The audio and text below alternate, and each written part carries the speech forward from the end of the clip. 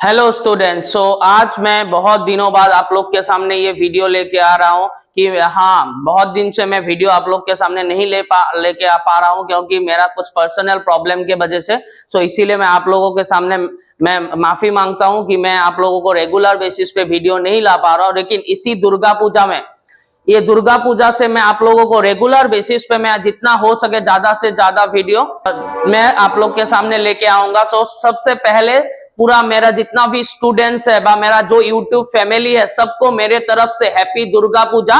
और ये दुर्गा माँ हम लोग को सबको इस साल बहुत कुछ नया कुछ सिखाएंगे, साथ में हम लोग के लिए बहुत अच्छा कुछ लेके आएंगे। इसी आशा के साथ ये दुर्गा पूजा सबके लिए हैप्पी रहे, यही मैं बोल के आप लोगों को मैं अपना आज का ये वीडियो मैं शुरुआत करना चाहता हूं। लेकिन सबसे पहले एक चीज, आप लोग मेरा इतना दिन का जितना भी मेरा वीडियो था, मेरा अभी 1 साल होने वाला है, मेरे 1000 सब्सक्राइबर मेरा कंप्लीट हुआ है। तो इसी के लिए आप लोगों को मेरे तरफ से बहुत बहुत शुक्रिया। आप लोगों ने अभी तक मुझे जिस तरह से आप लोग ने सपोर्ट किया, मेरा चैनल को सब्सक्राइब किया, लाइक किए, वीडियोस को शेयर किए, इसीलिए मेरा तरफ से बहुत बहुत शुक्रिया आप लोगों को। आप लोग जिस तरह से मुझे सपोर्ट कर रहे थे, उसी तरह से मेरा आने वाला वीडियोस को भी आप लोग लाइक करेंगे, सब्सक्राइब करेंगे और शेयर करेंगे। इसी आशा के साथ मैं आज एक नया टॉपिक के साथ आप लोग के सामने ये वीडियो लेके आ रहा हूं। आज का जो टॉपिक है, ये ऐसा एक टॉपिक है जो हर स्टूडेंट को या कॉमन पब्लिक को भी थोड़ा नॉलेज होना बहुत जरूरी है। हाँ, ये एक इंपॉर्टेंट टॉपिक है क्योंकि आज जो मेरा टॉपिक है वो है फंक्शंस ऑफ आरबीआई, मतलब रिजर्व बैंक ऑफ इंडिया का फंक्शंस क्या है वो मैं आज आप लोगों के सामने सिंपल लैंग्वेज में, बस जितना हो सके सिंपल तरीके से आप लोग के सामने में लाने का मैं प्रयास करूंगा। और आप लोगों को इसमें से जो भी स्टूडेंट्स है, जो फाइनेंस सब्जेक्ट से जुड़ा हुआ है या कॉमन कोई कॉम्पिटिटिव एग्जाम वगैरह में भी इसके रिलेटेड क्वेश्चंस कभी कभी आते हैं, तो आप लोगों को इस वीडियो के जरिए बहुत कुछ हेल्प मिलेंगे। ठीक है, सो लेट्स स्टार्ट।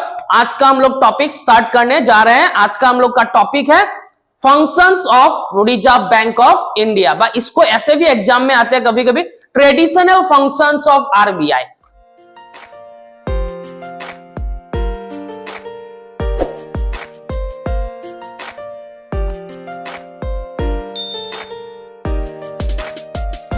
ठीक है, सो आरबीआई जो है, मैं थोड़ा सा आपको एक बेसिक्स मतलब थोड़ा सा टॉपिक में समझाने जा रहा हूं। रिजर्व बैंक ऑफ इंडिया ये हम लोग का देश का सबसे बड़ा बैंक है और इसको सेंट्रल बैंक भी बोला जाता है। क्या बैंक बोला जाता है? Central bank. और ये बैंक जो है, ये बैंक हम लोग का देश में 1935 में एस्टेब्लिश हुआ था। कब हुआ था आपका? 1935 में। और 1934 में आरबीआई एक्ट पास हुआ था। उसके बाद 1935 से ये बैंक अपना काम करना स्टार्ट कर दिया। ठीक है, लेकिन जब आरबीआई एस्टेब्लिश हुआ था, तब से आरबीआई देश का एक बहुत ही महत्वपूर्ण बैंक के हिसाब से काम करे, क्योंकि सेंट्रल बैंक। तो सेंट्रल बैंक क्यों बोला जाता है, इसको भी बहुत क्वेश्चन कभी कभी आता कि लोग पूछते हैं, सर आरबीआई सेंट्रल बैंक है, क्यों सेंट्रल बैंक?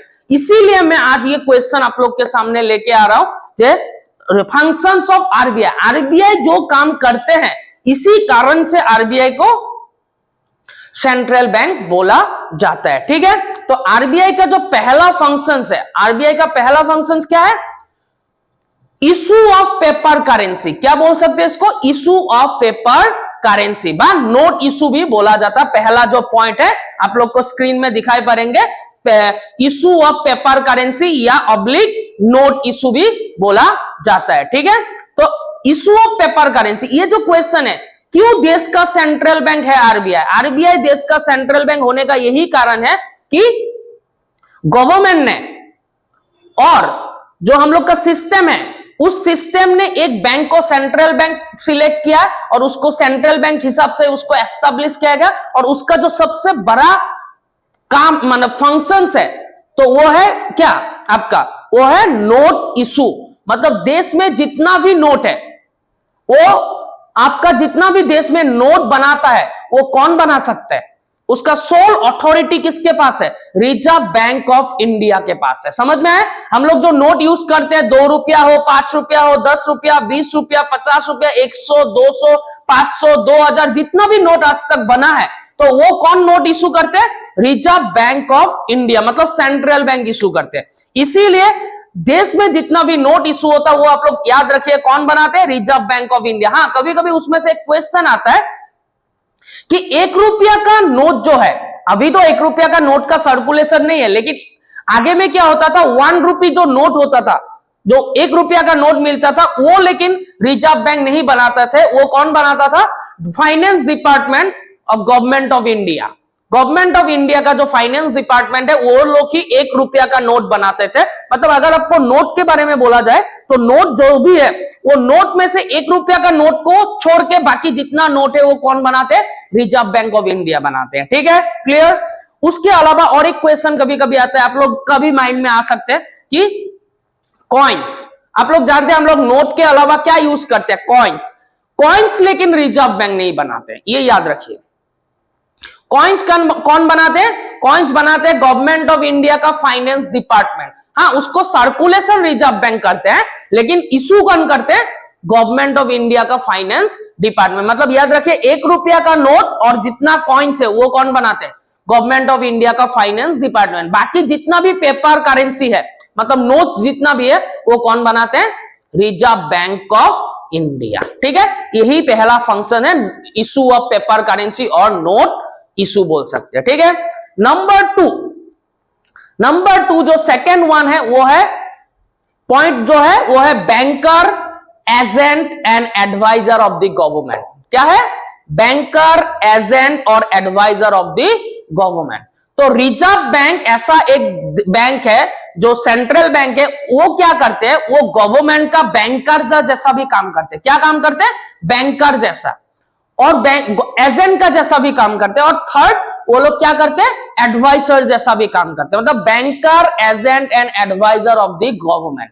मतलब सेंट्रल बैंक, मतलब reserve bank of India government का बैंकर भी है। मतलब गवर्नमेंट का जितना भी पैसा अगर डिपॉजिट होता है या गवर्नमेंट कुछ भी पैसा वहां पे बैंकिंग रिलेटेड जितना भी काम होता है वो गवर्नमेंट का होके कौन सा बैंक करते हैं, रिजर्व बैंक ऑफ इंडिया करते हैं। ठीक है, उसके बाद एजेंट का जैसा भी काम करते हैं। क्या करते हैं, एजेंट। मतलब सपोज पकड़ लीजिए गवर्नमेंट को किसी को पेमेंट करना है, किसी से पैसा रिसीव करना है, सपोज पकड़ लीजिए गवर्नमेंट का कोई भी डीलिंग्स करना है, तो वो कौन करते हैं, रिजर्व बैंक ऑफ इंडिया करते हैं। मतलब एजेंट का जैसा भी काम करते हैं। और थर्ड वन, मतलब उसी पॉइंट के अंदर जो थर्ड मतलब सब ये है आपका एडवाइजर ऑफ द गवर्नमेंट है। मतलब गवर्नमेंट कोई भी डिसीजन जब भी लेते हैं, जैसे तब लोग डिमोनिटाइजेशन हो गया, मॉनिटरी, मतलब कोई भी गवर्नमेंट डिसीजन लेते हैं देश का भला के लिए, इकोनॉमिक डेवलपमेंट के लिए, तो गवर्नमेंट कोई भी डिसीजन लेने से पहले क्या करते हैं, रिजर्व बैंक से डिस्कस करते हैं। और रिजर्व बैंक गवर्नमेंट को टाइम टू टाइम बहुत सारा एडवाइस करते हैं कि आपको ये करना है। जैसे एकदम सिंपल आप लोग को मालूम था डिमोनिटाइजेशन, नोटबंदी। ये जो गवर्नमेंट ने डिसीजन लिया था, मोदी गवर्नमेंट ने जो ये डिसीजन लिया था डिमोनेटाइजेशन, नोटबंदी, वो डिसीजन गवर्नमेंट अकेला नहीं ले सकते थे अगर रिजर्व बैंक सपोर्ट नहीं करते। मतलब रिजर्व बैंक ने एडवाइस दिया था गवर्नमेंट को कि हाँ आप डिमोनेटाइजेशन कर सकते हैं। मतलब गवर्नमेंट कोई भी डिसीजन लेने से पहले रिजर्व बैंक से डिस्कस करते हैं, एडवाइस मांगते हैं कि आप लोग क्या बोलते हैं कि हम लोग डिमोनेटाइजेशन कर सकते हैं या नहीं कर सकते, आप लोग नोट बना पाएंगे या नहीं बना पाएंगे न्यू करेंसी। अगर रिजर्व बैंक सपोर्ट नहीं करता, रिजर्व बैंक एडवाइस नहीं करता कि किस तरह से डिमोनेटाइजेशन को करना चाहिए, तो गवर्नमेंट इतना बड़ा डिसीजन नहीं ले सकते। तो गवर्नमेंट कोई भी जब भी डिसीजन लेते हैं, देश का मॉनिटरी डिसीजन हो, इकोनॉमिक डिसीजन हो, कोई भी डिसीजन लेने से पहले रिजर्व बैंक से क्या करते हैं, डिस्कस करते हैं। और reserve bank time to time government को क्या देते रहते हैं, एडवाइस देते रहते हैं। इसीलिए बोला गया है, यह भी एक रिजर्व बैंक का क्या है, फंक्शन है, एडवाइजर ऑफ द गवर्नमेंट। मतलब रिजर्व बैंक का क्या है, रिजर्व बैंक गवर्नमेंट के लिए एडवाइजर का भी काम करते हैं। मतलब बैंकर का भी काम करते हैं, एजेंट का भी काम करते हैं और एडवाइजर का भी काम करते हैं। ठीक है, आगे समझ में, ये हो गया पॉइंट नंबर 2। अभी थर्ड जो पॉइंट है हम लोग का वो है क्या, आपका बैंकर्स बैंक। ये बहुत बार एग्जाम में आ चुका है, कभी कभी शॉर्ट नोट्स में आता रहता है बैंकर्स बैंक। बहुत स्टूडेंट पूछते क्लासेस में कि सर बैंकर्स बैंक क्यों बोला जाता है। तो बैंकर्स बैंक मतलब क्या था, सब बैंक का बॉस। मैं अगर सिंपल लैंग्वेज में बोलने जाऊं तो सब बैंक का बॉस, मतलब बैंकर्स बैंक, बैंक सबका भी बैंक। मतलब मैं ऐसे बोलता हूं कि रिजर्व बैंक सब बैंक का फादर जैसा है। क्या है? सब बैंक का फादर जैसा। क्यों? क्योंकि इसका एक कारण है कि जितना भी हम लोग का देश में बैंक है, सब बैंक को आरबीआई रेगुलेट करते हैं। क्या करते हैं? आरबीआई रेगुलेट करते हैं। ठीक है, जितना भी बैंक है सब बैंक को कौन रेगुलेट करते हैं? आरबीआई करते हैं। और बैंकर्स बैंक बोलने का कारण क्या है? रिजर्व बैंक का ये फंक्शन क्या है? जितना भी कॉमर्शियल बैंक है सब बैंक को रिजर्व बैंक के पास क्या रखना पड़ता है? सीआरआर रखना पड़ता है। क्या रखना पड़ता है? सीआरआर, मतलब कैश रिजर्व रेशियो। मतलब बैंक के पास, कॉमर्शियल बैंक के पास जितना भी डिपॉजिट आता है उसका एक परसेंटेज सीआरआर क्या रखना? एक परसेंटेज अपना डिपॉजिट के ऊपर किसके पास रखना पड़ता है? रिजर्व बैंक के पास जमा रखना पड़ता है। इसीलिए रिजर्व बैंक को क्या बोला जाता है? बैंकर्स बैंक बोला जाता है। मतलब सब बैंक का बॉस जैसा बोल सकते हैं आप। सिंपल लैंग्वेज में बोलने जाओ तो यही होता है बैंकर्स बैंक। ओके, आया समझ में? तो कुछ भी बड़ा बात नहीं है। बैंकर्स बैंक मतलब क्या है? सब बैंक का बॉस बोल सकते हैं। क्यों बॉस बोला जाता है? क्योंकि रिजर्व बैंक सब बैंक को रेगुलेट करते हैं और दूसरा बैंक के पास जितना भी डिपॉजिट होता है उसका एक परसेंटेज, सीआरआर बोलते हैं उसको, वो परसेंटेज कहां रखना पड़ता है? रिजर्व बैंक के पास जमा रखना पड़ता है हर कॉमर्शियल बैंक को। ये रूल है, every commercial bank has to maintain a minimum cash reserve on their deposits to the reserve bank of India. तो इसीलिए बैंक को क्या बोला जाता है? रिजर्व बैंक का ये बहुत बड़ा फंक्शन है बैंकर्स बैंक। ठीक है, आया समझ में? ये हो गया हम लोग का पॉइंट नंबर 3। ओके, सो हम लोग का जो पॉइंट नंबर 4 है, 4th नंबर फंक्शन है, वो है lender of the last resort. ये भी एक बहुत ही इंपॉर्टेंट फंक्शंस में से गिना जाता है रिजर्व बैंक का, lender of the last resort. इसको बहुत स्टूडेंट कंफ्यूज रहते हैं, लेकिन ये कुछ कंफ्यूज होने वाला पॉइंट नहीं है। एग्जाम में शॉर्ट नोट्स आ जाता है, lender of the last resort का मतलब क्या? कुछ भी नहीं, एकदम ध्यान से सुनिए। Lender of the last resort का मतलब होता है कि जब भी कॉमर्शियल बैंक को किसी अदर सोर्सेस से, मतलब कोई भी अदर सोर्सेस से वो लोग को जब क्या नहीं मिलते, लोन्स वगैरह नहीं मिलते, मतलब फाइनेंशियल हेल्प नहीं मिलते, तो एकदम लास्ट में कहां जाना पड़ता है? Lender of the last resort बोला जाता है। इसीलिए जब भी कॉमर्शियल बैंक को कहीं से मदद नहीं मिलता है तो एकदम लास्ट में उसको किसके पास जाना पड़ता है? रिजर्व बैंक के पास जाना पड़ता है। और रिजर्व बैंक क्या करते हैं? कॉमर्शियल बैंक को एकदम लास्ट में क्या करते हैं? हेल्प करते हैं। जैसे हम लोग सबसे हेल्प मांगते हैं। सपोज मेरा फ्रेंड है, जो भी है, मेरा जो भी जान पहचान है, कभी मुझे फाइनेंशियल प्रॉब्लम हो, सबसे मैंने हेल्प मांगा, लेकिन किसी ने मुझे हेल्प नहीं किया, तो अल्टीमेटली मैं कहां जाऊंगा? मैं अपना पेरेंट्स के पास जाते हैं ना, मैं अपना पापा के पास हेल्प मांगने जाएंगे ना, पापा मुझे कभी रिजेक्ट करेंगे क्या हेल्प मांगने से? नहीं करते। उसी तरह से जब कॉमर्शियल बैंक को हर जगह से मदद मांग रहा है लेकिन कहीं से मदद नहीं मिल रहा है, हेल्प नहीं मिल रहा है, तो कॉमर्शियल बैंक एकदम लास्ट में कहां जा सकते हैं? रिजर्व बैंक के पास जा सकते हैं। और रिजर्व बैंक क्या करते हैं? लास्ट में देखा कि कॉमर्शियल बैंक को कहीं से मदद नहीं मिल रहा है, हेल्प नहीं मिल रहा है, तो रिजर्व बैंक वो लोग को क्या करते हैं? हेल्प करते हैं। इसीलिए रिजर्व बैंक को क्या बोला जाता है? Lender of the last resort बोला जाता है। ठीक है, तो जब भी कॉमर्शियल बैंक को कहीं से हेल्प नहीं मिलता, लास्ट में कौन हेल्प करते हैं? रिजर्व बैंक हेल्प करते हैं। ठीक है, तो ये होता है lender of the last resort. Next है आपका पॉइंट नंबर 5 है हम लोग का क्रेडिट कंट्रोल। ये भी थोड़ा सा नॉलेजेबल पॉइंट है, क्रेडिट कंट्रोल। तो आप लोग अगर बहुत लोगों को जो फाइनेंस जानते हैं वो लोग को नॉलेज होगा कि कॉमर्शियल बैंक क्रेडिट क्रिएट करते हैं। क्या करते हैं? क्रेडिट क्रिएट करते हैं। कॉमर्शियल बैंक जब लोन देता रहता है पब्लिक को तो क्रेडिट क्रिएशन हो जाते हैं। ठीक है, तो क्रेडिट क्रिएशन अगर ज्यादा होगा तो एक टाइम में देश में इन्फ्लेशन हो सकते हैं। क्या हो सकते हैं? इन्फ्लेशन। अभी बोल सकते हैं इन्फ्लेशन क्या है? इन्फ्लेशन का मतलब होता है कि सामान का दाम बढ़ जाना और पैसा का वैल्यू क्या हो जाना? कम हो जाना, उसको बोलता है इन्फ्लेशन। तो देश में अगर इन्फ्लेशन होगा तो सामान का दाम बढ़ने लग जाएगा, तो ये देश के लिए अच्छा है या खराब है? आप लोग बोलिए खराब है। तो रिजर्व बैंक सेंट्रल बैंक है ना, तो रिजर्व बैंक क्या करते हैं? वो अपना ये वाला फंक्शन यूज करते हैं, क्रेडिट कंट्रोल। क्या करते हैं? Credit control. हाँ, आप लोगों को नेक्स्ट चैप्टर में मिलेंगे, क्रेडिट कंट्रोल का बहुत सारा मेथड्स है, वो उसके ऊपर भी मैं वीडियो लाऊंगा आप लोगों के लिए, different methods of credit control. लेकिन अभी के लिए आप लोग यही समझ के रखिए, रिजर्व बैंक का एक काम क्या है? Credit control. क्या करना है? क्रेडिट कंट्रोल करता है। जब इन्फ्लेशन होता है, मतलब क्रेडिट क्रिएशन ज्यादा होता रहता है, आरबीआई उसको कंट्रोल करते हैं डिफरेंट मेथड के साथ। ठीक है, तो नेक्स्ट हम लोग का जो नेक्स्ट पॉइंट आएंगे वो पॉइंट है आपका क्लियरिंग हाउस व क्लियरिंग एजेंट। तो आरबीआई क्या करते हैं? क्लियरिंग एजेंट का काम करते हैं, क्लियरिंग हाउस का। जब डिफरेंट बैंक्स अपना क्या करते हैं? एक बैंक दूसरा बैंक से लोन लेते हैं, इसी तरह से एक बैंक दूसरा बैंक से लोन लेके अपना ट्रांजैक्शन चलाते रहते हैं। तो कभी कभी क्या होता है, कभी कभी एक बैंक दूसरा बैंक से लोन लेके और टाइम में रीपे नहीं करते, ये नहीं करते, बहुत सारा प्रॉब्लम रहते हैं, चेक देते हैं, चेक टाइम में क्लियर नहीं होता। तो रिजर्व बैंक क्या करते हैं, रिजर्व बैंक के पास सब बैंक का अकाउंट होता है, ठीक है, सब बैंक का अकाउंट होता है। तो क्या करते हैं, कभी अगर एक बैंक दूसरा बैंक से लोन लेके टाइम में रिटर्न नहीं किया तो रिजर्व बैंक क्या करते हैं, रिजर्व बैंक के पास हर बैंक का सीआरआर जमा रहता है, वहां से पेमेंट करके सब बैंक के बीच में जितना भी ट्रांजैक्शन था सब क्लियर कर देते हैं। इसीलिए रिजर्व बैंक को क्या बोला जाता है, क्लियरिंग एजेंट बोला जाता है। मतलब जितना भी बैंक सबके बीच में या कस्टमर और बैंक के बीच में जितना भी ट्रांजैक्शन होता है उसका अगर क्लियर करना, क्लियरिंग का जो रोल है वो कौन प्ले करते हैं, reserve bank of India play करते हैं। इसीलिए उसको बोला जाता है क्लियरिंग हाउस या क्लियरिंग एजेंट। ठीक है, समझ में आपको सबको। अगर नेक्स्ट जो हम लोग का पॉइंट आएंगे इसके बाद जो पॉइंट है वो है डीलिंग इन फॉरेन करेंसी। क्या है, डीलिंग इन फॉरेन करेंसी। तो ये एक बहुत जरूरी पॉइंट में है, बहुत लोग को मालूम ही नहीं है। जो नया सपोज पकड़ लीजिए कॉमर्स पढ़ने आए वो लोग कंफ्यूज रहते हैं। Dealing in foreign currency, suppose पकड़ लीजिए मुझे कल अमेरिका जाना है घूमने के लिए, तो मुझे क्या करना पड़ेगा, मुझे अपना करेंसी चेंज करना पड़ेंगे ना। तो मुझे सपोज रुपीज से उसको क्या डॉलर में कन्वर्ट करना पड़ता है। ये जो करेंसी जो हम लोग क्या करते हैं, हम लोग को एक्सचेंज करना पड़ता है, वो कहां से कर सकते हैं हम लोग, ये रिजर्व बैंक के पास से कर सकते हैं। किसके पास से कर सकते हैं, हम लोग का देश में सबसे जो फॉरेन करेंसी को रेगुलेट करने का जो अथॉरिटी है वो किसके पास है, रिजर्व बैंक के पास है। तो रिजर्व बैंक क्या करते हैं, हम लोग को करेंसी एक्सचेंज करने में या करेंसी अगर किसी को खरीदना है एक्सचेंज करके ले सकते हैं, ये किससे करते हैं, रिजर्व बैंक करते हैं। मतलब डीलिंग करते हैं रिजर्व बैंक फॉरेन करेंसी का।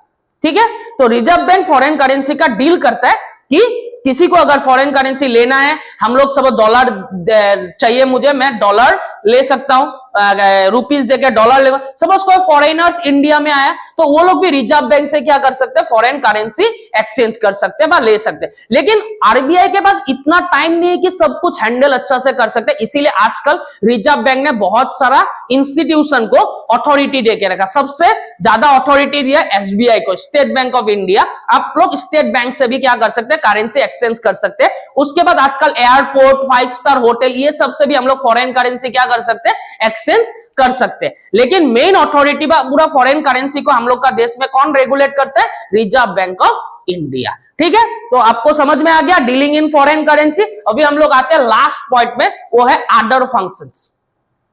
अदर फंक्शंस के अंदर आते हैं बहुत सारा, रिजर्व बैंक बहुत सारा अलग अलग तरह का अदर फंक्शंस परफॉर्म करते हैं। ठीक है, जैसे कि सपोज पकड़ लीजिए मर्चेंट बैंकिंग रिलेटेड फंक्शन हो, या किसी का जैसे बैंक क्या करते हैं, रिजर्व बैंक जाके बहुत सारा जो जितना भी कॉमर्शियल बैंक है वो लोग का क्या करते हैं, वो लोग का इंस्पेक्शन करते हैं, वो लोग को देखते हैं, वो लोग टाइम टू टाइम क्या कर रहे हैं, लोन ठीक से दे रहे हैं या नहीं दे रहे हैं, अनप्रोडक्टिव पर्पज में दे रहे हैं या नहीं दे रहे हैं, ये सब कुछ अदर फंक्शंस के अंदर में आता है। रिजर्व बैंक ये सब भी हैंडल करता है, क्योंकि रिजर्व बैंक देश का एकमात्र ऐसा सेंट्रल बैंक है जो पूरा देश का जितना भी बैंकिंग सिस्टम है वह बैंक से उसको रेगुलेट करने का रेस्पॉन्सिबिलिटी किसके ऊपर है, रिजर्व बैंक के ऊपर है। इसीलिए रिजर्व बैंक बहुत सारा अदर्स फंक्शंस भी परफॉर्म करते हैं। ठीक है, तो ये था हम लोग का क्या, रिजर्व बैंक का फंक्शंस। एकदम सिंपल में मैं 1 बाय 1 एक बार पॉइंट को रिवीजन करा देता हूं। नंबर 1 नोट इशू या इशू ऑफ पेपर करेंसी बोल सकते हैं। दूसरा है